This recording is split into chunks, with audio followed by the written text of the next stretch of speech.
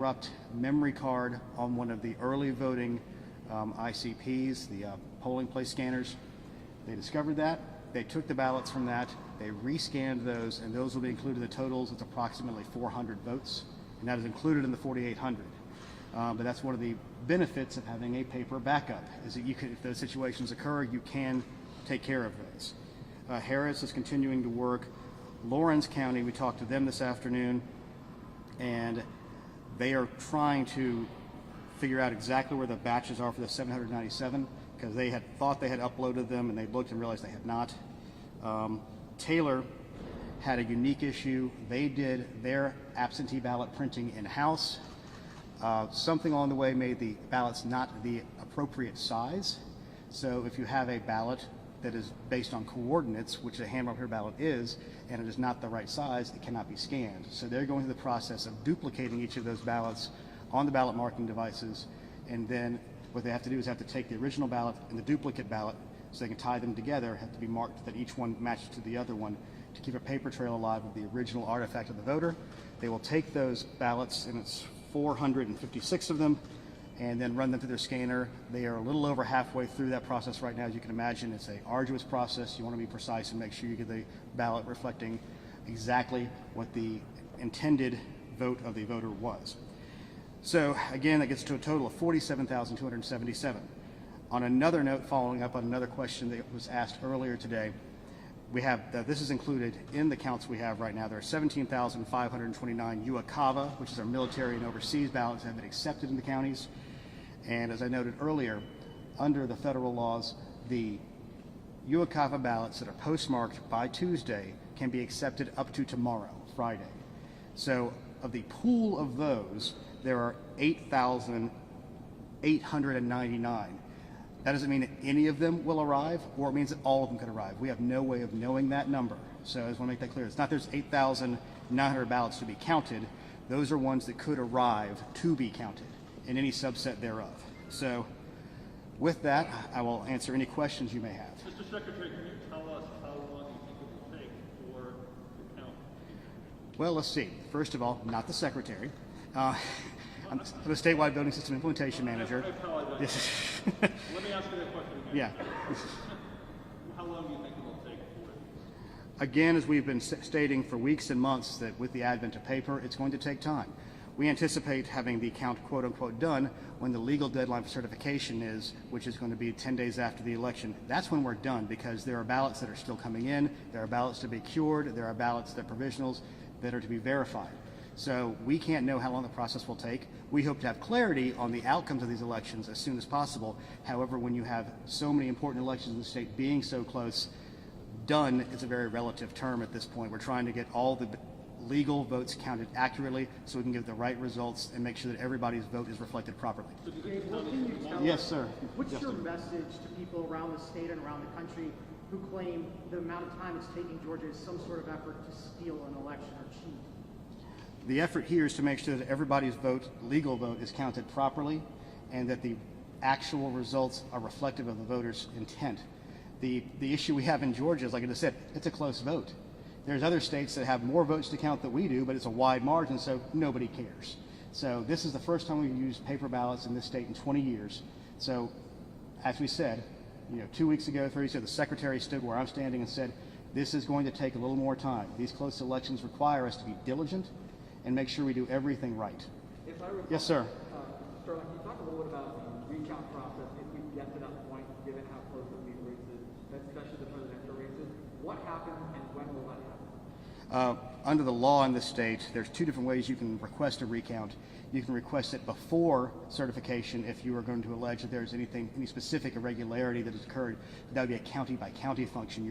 We don't see a mechanism in place to call for a statewide recount under that scenario. The second way is it would have to be after certification, and whether that's county certification or state certification, I will leave that to lawyers, but it would potentially be after the state certification. And then at that point, one of the good things we have happening today is that we have been setting up for our risk limiting audit, and in doing that, we have what's are called ballot manifests, where we know the amount of ballots in each one, and they are tracked so we know exactly how many there are.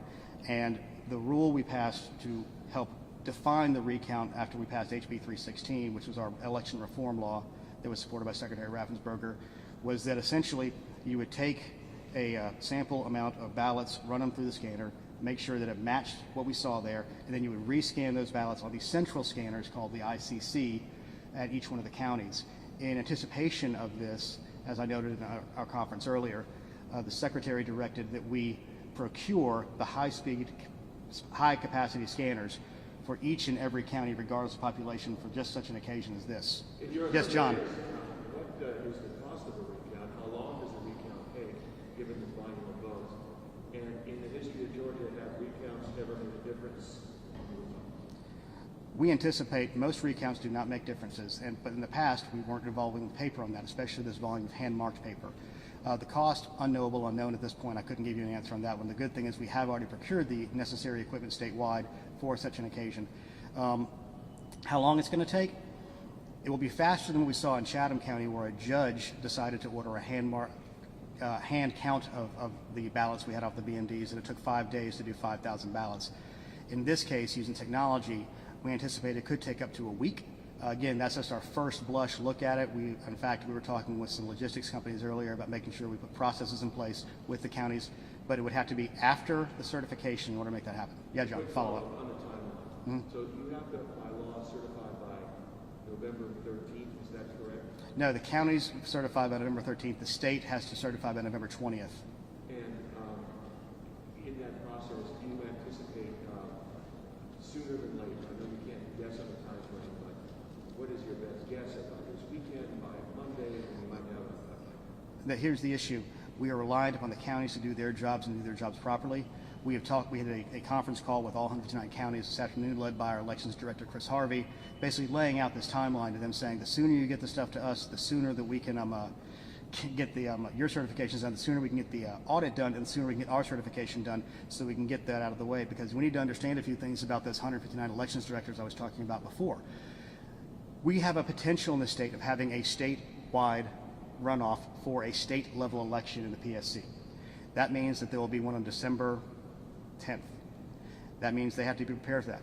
Under our state law, they have a rollover list where they're going to have to get the absentee ballots out for all, it's nearly 700,000 people now. The state's not doing that in this particular case if there's a state runoff. There are 3 counties that have the Congressional District 5 runoff election to fill out the remainder of John Lewis's seat. And early voting for that begins, believe it or not, on Monday.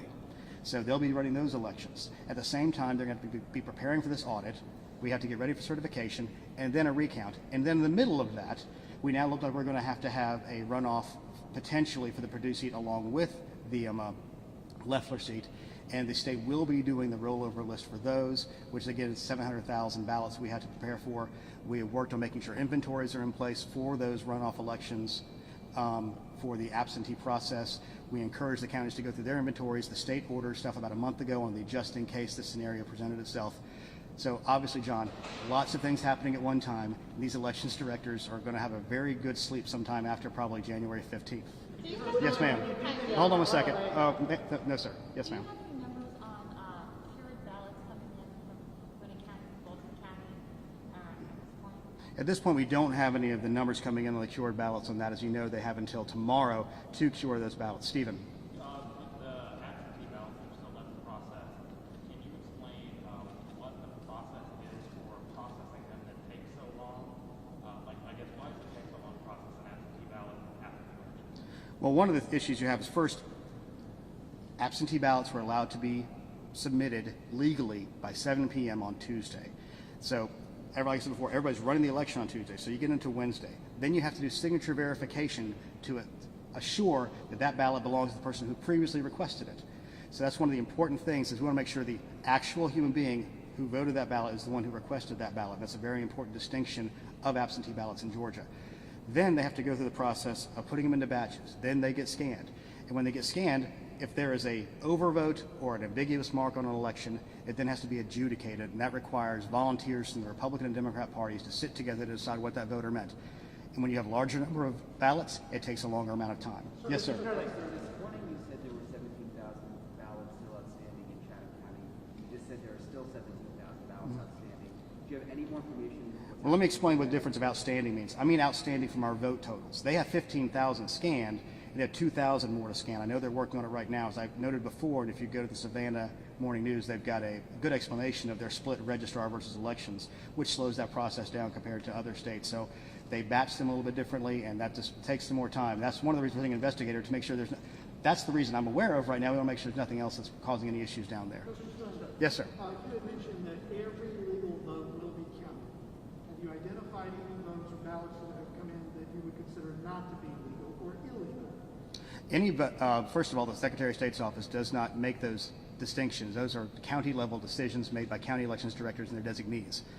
Any ballot that came in late after 7 p.m., it's not that it's an illegal vote, it's just it's no longer allowed to be counted because it came in too late under the law. It's things like that. So we will have an inventory of those after the election, but right now we're focusing on counting those legal votes that we know are there. When you do the risk limit, Hold on, Emma. Oh, you know what? You've been patient. I've been All right. patient. Yeah. Thank you. When you do the risk limiting audit, Yes. and you rescan the ballot, are you scanning the QR code or the human readable text? Well, on the risk limiting audit, there is no scanning. It is only based on what a person can read. So that's what the whole point of this is to make sure that the outcome is reflective of what the individual voter who read their ballot, who scanned it to go in, is what is done. Yes, sir. So Sterling, can you also comment about the military and the overseas? You said that about 17,000 have been accepted. Yes. About 8,900 could still arrive. Yes. Could this mean that in addition to the 47,000 that are still left, this could take us into Saturday, possibly Sunday? Can you walk us through that? There is a possibility. Now, the likelihood is not all 8,000 of those are going to show up. But I understand that with the close nature of, especially the presidential race, those could become vital and important. But there is a cutoff time. That's why we have laws. That's why we have certification times. And the reason that we have those is so we can get to an ending. As I stated before, we have to certify this election by November 20th because under the law, we have to get the federal runoff ballots for the Senate runoffs out by Saturday to Uwakava on Saturday the 21st. So we can't have anything get in the way of our timelines on this. So it's going to be difficult for us to make it as it is, and our poll workers, our elections directors, our election staff, the Center for Elections, they're going to be putting a lot of long hours to bring democracy to the people of Georgia. Mr. Sterling, do you Yes, have a Emma. rough timeline on provisional numbers, when we might have a sense of how many there are? The only one we have right now is because we have that monitor in Fulton, we noticed 3,900. I don't have an answer with it. We're working with the counties to get a handle on how many they have. Obviously, they have to be cured or actually verified by tomorrow, and I don't know the codes on any of these. So right now, I've really put a lot of work into the elections directors right now to answer questions. So that's one I'm going to leave for a little bit later. I'd like to know the answer, but they're really focusing on getting those last ballots done. Yes, ma'am. Can you just briefly sum up and recap the difference between this morning's conference and today, the progress and changes that have taken place? Frankly, I don't remember the number I gave this morning. I think it was like 62,000. I thought there were a little over 47,000 now, but there's been changes even inside that number, like I noted before, the Gwinnett numbers from that one scanner for absentee in person, which is what early vote is. And actually, while I have everybody here, just to clear a few things up, people get confused. Early voting, and they go online and they look for, I've listed as having requested an absentee. I didn't. Early voting in person is what they call absentee in person. So that is what they have done. They voted absentee in person. So I know there's some confusion out there, so I want to clear that up. We feel like we're in a very good position to have most of it done. Heck, we've got most of it done now. We're down to the final % or so, which when a race is this close, obviously everybody wants to know when's it going to be over. The only outlying edge we have is the certification deadlines. Yes, sir. What answer do you have for the president who keeps insinuating cheating in this process? Do you have a straight answer? My straight answer in this state with these elections directors is they're doing the best to make sure that every legal vote is counted, and the outcome will be whatever the voters of Georgia have chosen. And yes, it's a tight race. So be patient. The outcome will be certified. We will have an audit, so we will all know that the outcome is correct. Yeah. Hold on, CNN, what was that?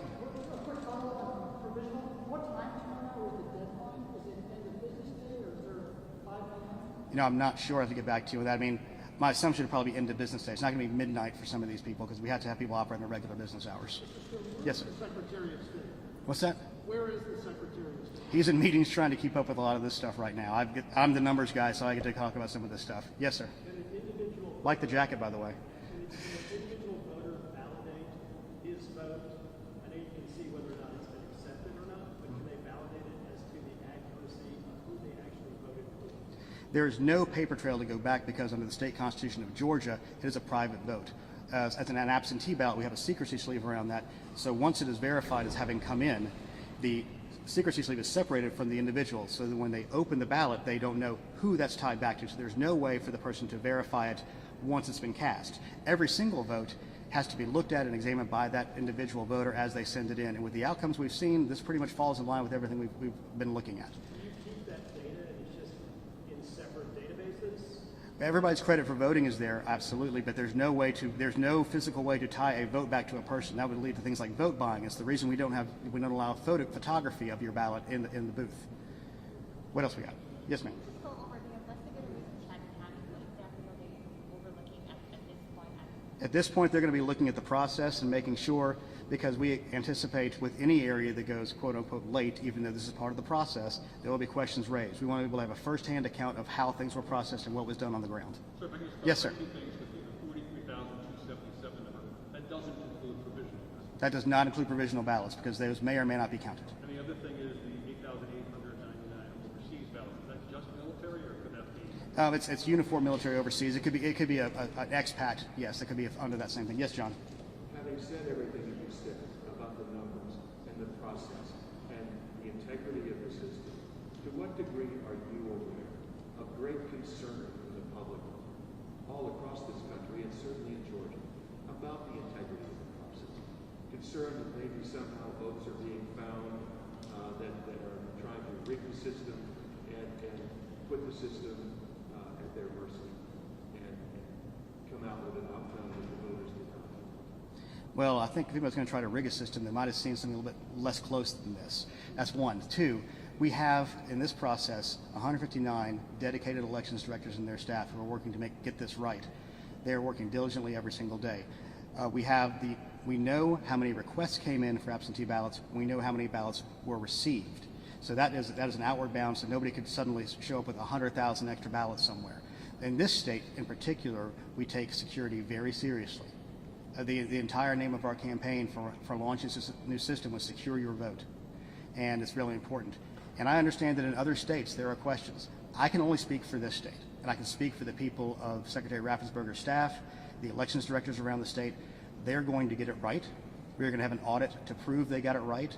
We went for a risk limiting audit, which is a little more difficult to do than traditional audit. We're going to have a recount for president more than likely, and people will see those outcomes stay essentially the same. The recount we had in Savannah really proved that the scanned ballots were the same as when a human being read and counted those ballots. So I feel like in this state, we've taken the steps at every level to secure that vote and make sure the integrity of the ballot is protected.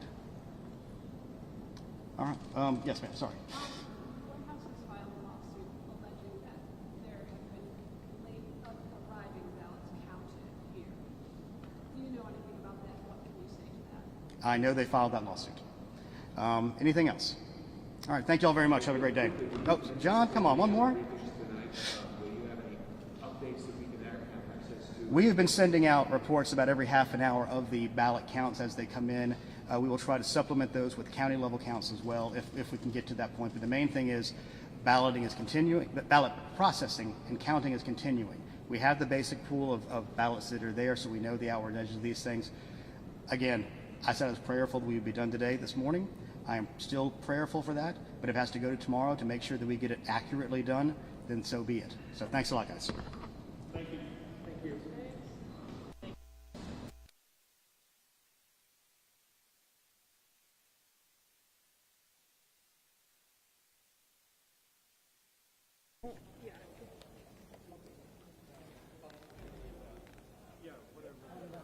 Excuse me.